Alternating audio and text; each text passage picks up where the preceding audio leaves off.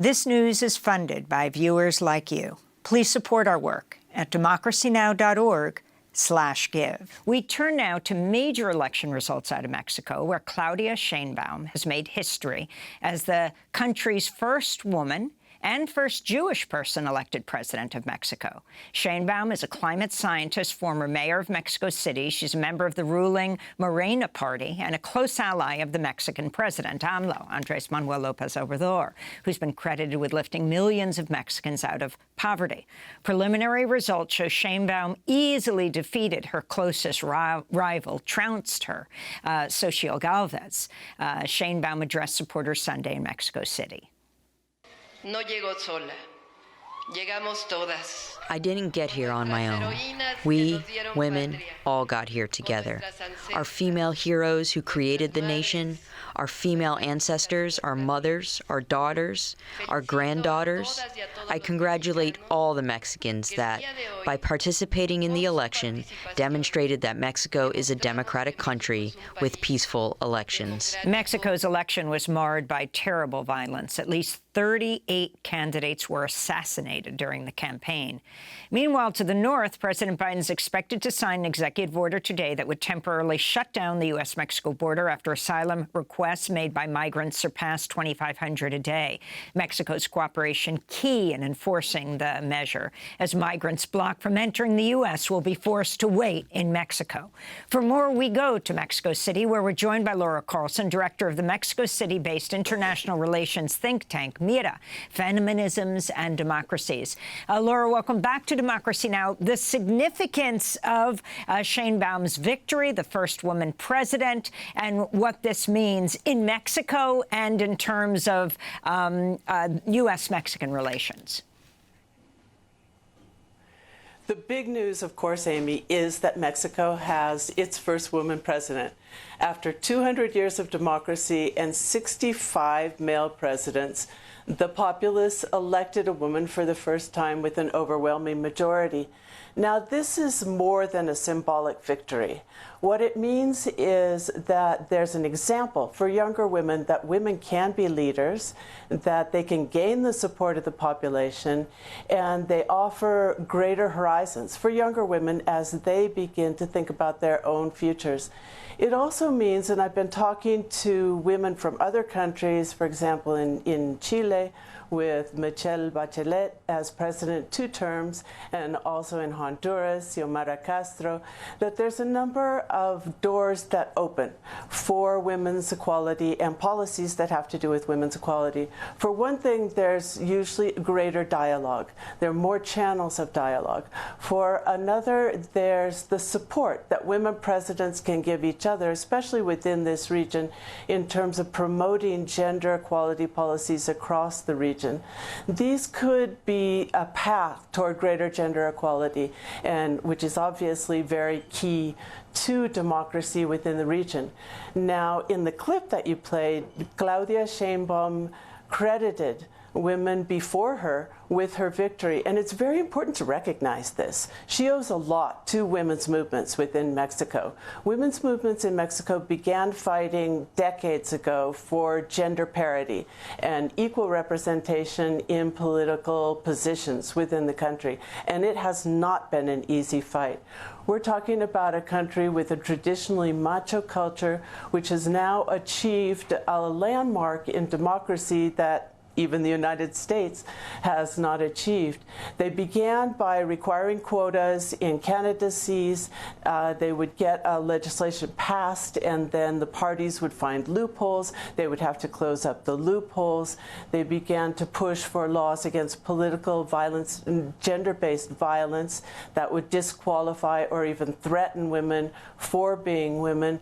And little by little, they made this progress until, also with the support of Claudia Sheinbaum's party and the Morena, they achieved parity in the cabinet and within Congress at certain points in the recent history. So all this was very important for her arriving. Now, the current government has not had a good relationship with women's movements. Women's movements have been dissatisfied, particularly with the lack of progress on the key issue of gender violence. We saw massive demonstrations of over 1 million people throughout Mexico on March 8th, International Women's Day, protesting against the lack of progress and what they see as relative indifference of the government toward women's demands to reduce it and protect them. And in fact, the president has been dismissive and at times even attributed their criticisms to a manipulation of the right wing.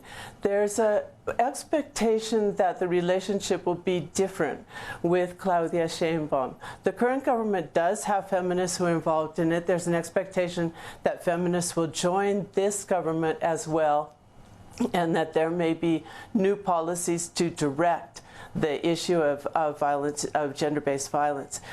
Femicide in Mexico is very high. It's kind of hard to pin down the numbers because it has a different legal definition in different entities. One of the things that she's proposing is that there be a federal definition of femicide and that it be a crime that's prioritized for prosecution, contributing with groups of lawyers for women who denounce crimes of gender-based violence. There's a series of proposals, most of which are fairly similar to what's been in place before. So women are looking to see a more aggressive policy. However, there is an expectation that there will be some changes here, and particularly in the tone. Claudia Sheinbaum is a very different type of politician from Andrés Manuel López Obrador. He was obviously the wind in her political sails to be able to achieve a victory which is a 30-point margin.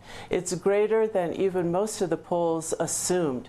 She's winning by the latest figures, which is over 95% of the vote counted, by 59% to 28% to her closest rival, another woman candidate, which is interesting, from the right, Xochitl Gálvez, as you mentioned.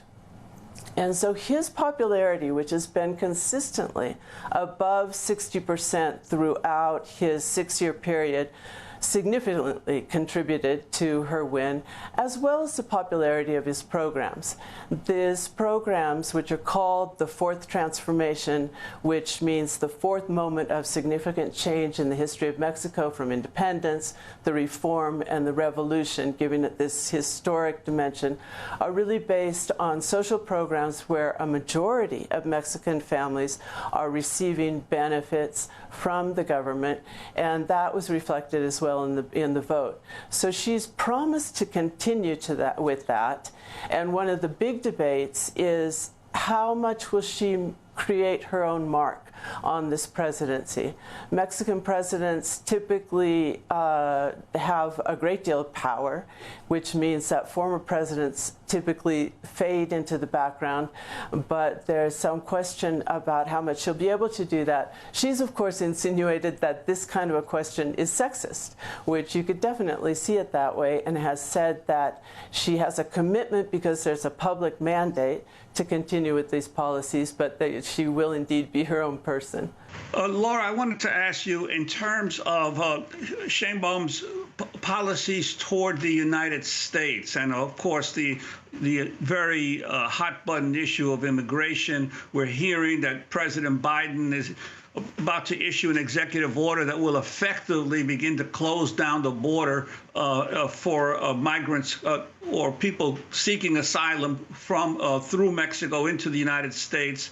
Your sense of how Sheinbaum will attempt to deal with the Biden administration, or whichever administration takes office next January, in terms of immigration? This is a critical issue, and so far what she's repeated is the slogan, cooperation with respect.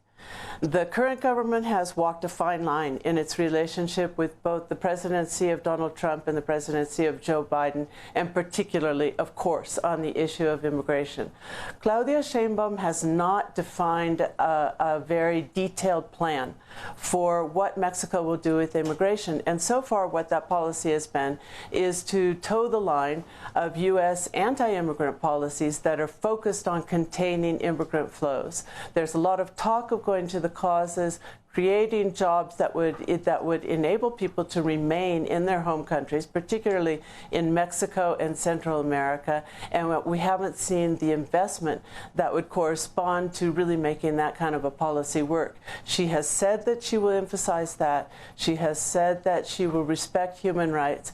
But we see a huge participation of the National Guard in immigration control, which has led to massive violations of immigrant rights here in Mexico, and she has certainly not said that that will stop.